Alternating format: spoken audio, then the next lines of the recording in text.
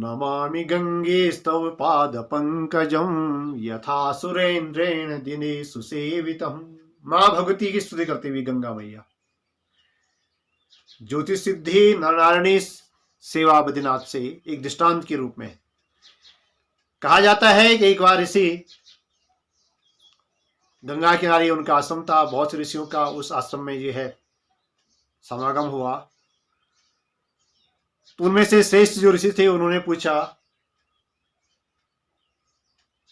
कि क्या कारण है कि लोग गंगा जी में स्नान करते हैं और कहते हैं सारे पाप जो है गंगा जी में स्नान करने से धुल जाते हैं, तो क्या उसके बाद गंगा जी पापी हो जाती है? तो सभी ऋषियों ने अपना मत दिया, विचार व्यक्त किए, किसी ने कुछ कहा, किसी ने कुछ कहा।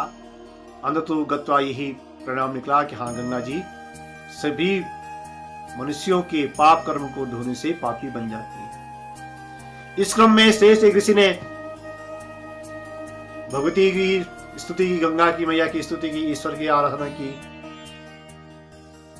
और उस तपस्या से प्रसन्न होकर के गंगे मैया साक्षात प्रकट होगी, देवता लोग आज ये प्रकट होगी। तो उन ऋषियों ने मैं से गंगा से पूछा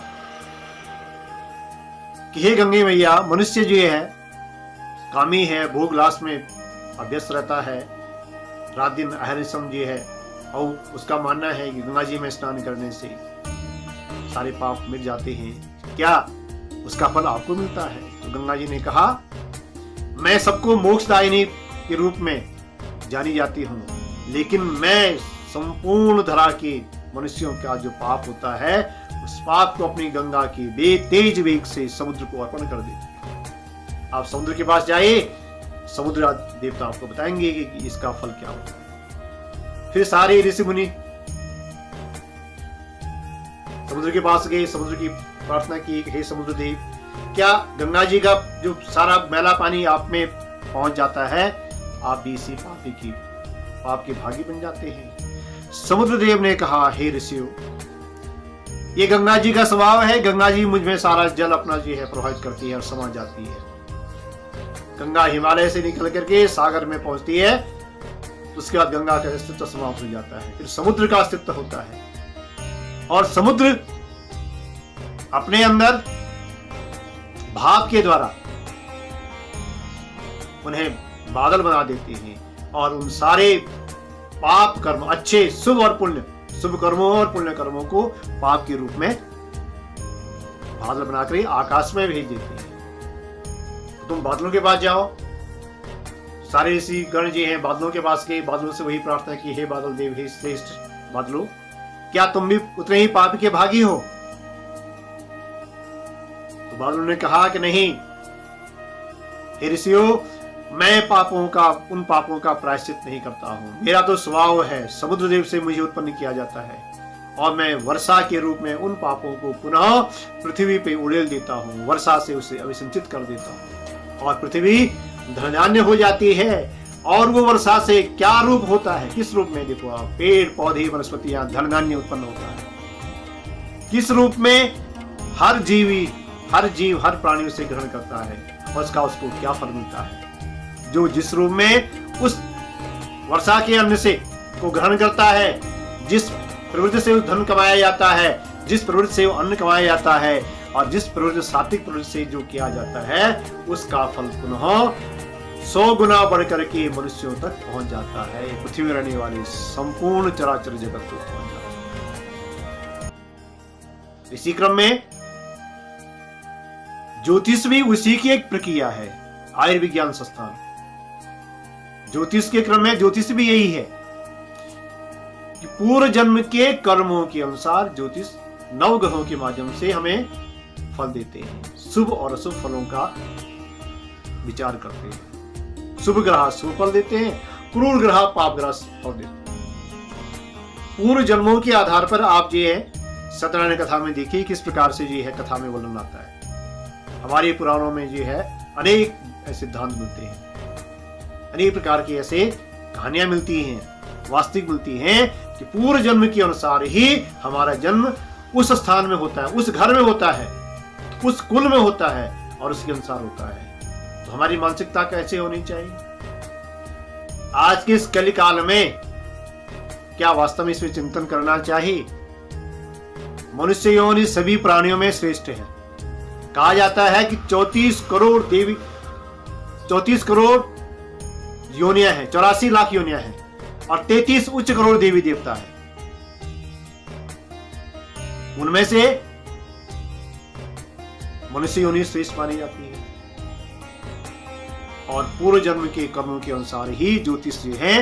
शनिदेव महाराज जी हैं, सूर्य चंद्र आचंबो राब्री सौबो 120 साल जिसमें निर्धारित किए गए हैं और उसके अनुसार भी हमें चराचर का फल मिलता है, उसकी स्थिति मिलती है। सूर्य किस स्थान में बैठा हुआ है जन्म में, चंद्रमा किस स्थान में बैठा हुआ है, मंगल किस राशि में बैठा हुआ है, किस भाव में बैठा हुआ है, बुध किस स्थान किस भाव में बैठा हुआ है, बृहस्पति देव गुरु कहां बैठे हुए हैं, शुक्र दैत्य गुरु कहां बैठे हुए हैं, कैसी स्थिति में है, उनका क्या कार्य है, दंड के अधिकारी धर्माधिकारी शनि महाराज, सूर्य पुत्र शनि, उन्हें क्या कार्य दिया गया प्रकृति ने, ईश्वर ने, विधाता ने। राहु केतु 2 नपुंसक ग्रह, उन्हें क्या काम दिया गया है। तो ये इस प्रकार से पूर्व जन्म के कर्मों के आधार पर, जिस प्रकार से मैंने एक यहाँ पे गंगा जी के माध्यम से एक दृष्टांत दिया, उसी प्रकार से ग्रहों का भी निवारण होता है, ग्रहों का भी शुभ अशुभ फल मिलता है। कई लोग कहते हैं, कई लोगों ने मुझे ग्रुप में पूछा कि ये ग्रह ऐसा पाप दंड क्यों देते हैं। कहा जाता है सीधा, गंगा जी ने कहा जैसा बोओगे वैसा मिलेगा। सठे साठ्यम समाचरे, जैसे के साथ तैसा। आपने जीवन में प्रकृति का साथ दिया, प्रकृति के साथ चले तो आप आगे बढ़े और देश काल परिस्थिति के अनुसार वयम राष्ट्रे जागृयामा पुरोहिता, वेद मंत्र में कहा गया है पुरोहित श्रेष्ठ वही है जो उन्नति के लिए कार्य करता है।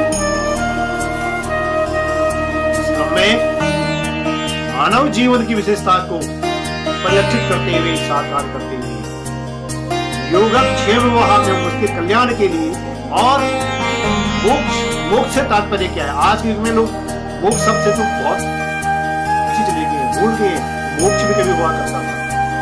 आज के इस भौतिकवाद में उहापोह की स्थिति बनी हुई है। धन कैसे कमाए, उच्च पद कैसे दिलाए, श्रेष्ठ प्रतिष्ठा कैसे, इसी कामना में सब उलझी हुई है।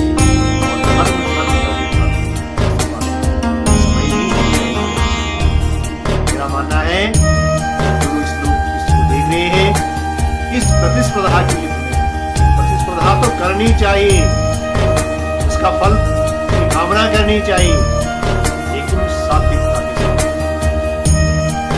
सत्यम ब्रूयात् प्रियम ब्रूयात् न ब्रूयात् सत्यम। सत्य रूपी अस्त्र को धारण करते हुए सत्य रूपी दिव्य रथ में बैठ करके यौवन में आकर के रस का भोग किया जाए और इस जीवन को साकार किया जाए। इसी में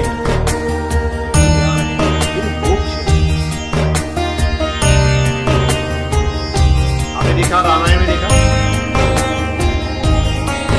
जब रावण की कुमति हो गई, भगवान से बैर करना उसने ठान लिया, कहते हैं अष्ट सिद्धि नवनिधि,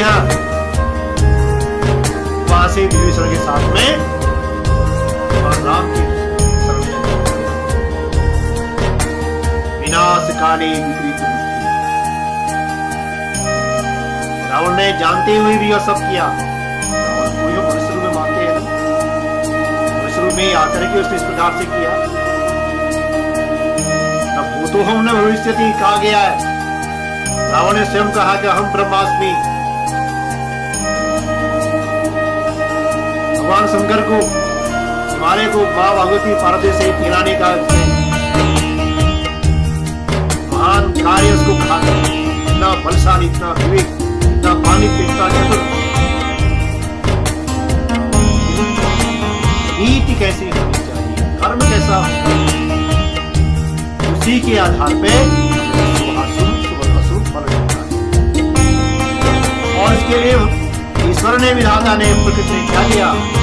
शनि महाराज की साढ़े साथी, शनि महाराज की साढ़े साथी किस प्रकार से इस जातक की क्या फल? वेद वृश्चिक होमो शुक्रो वृक्ष तुलाधिपो। तुला का शनि हो तो राजा होता है, कुंभ मीन धनु, मकर और कुंभ का शनि हो तो स्वर्गीय होता है, अच्छा फल देता है। एक गरीब घर में जातक उत्पन्न हुए बालक को श्रेष्ठ पद दिलाता है। ये सब कर्मों की गति है। हम कहते हैं कि नहीं, इस ग्रह के द्वारा हमारा ये हुआ, नहीं, पूर्व जन्म के कर्मों के अनुसार में इसका फल मिला। अंततो गत्वा ज्योतिष का श्लोक है वराहवि द्वारा, अंगादि सस्वगे ही बुध गुरु कवि संयुक्त केंद्र। अगर लग्न में शुभ ग्रह बैठे हुए हैं, त्रिकोण में बैठे हुए हैं, पंचमेश में बैठा हुआ है,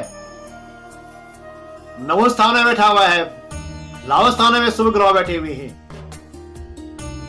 वो मनुष्य कैसा होता है?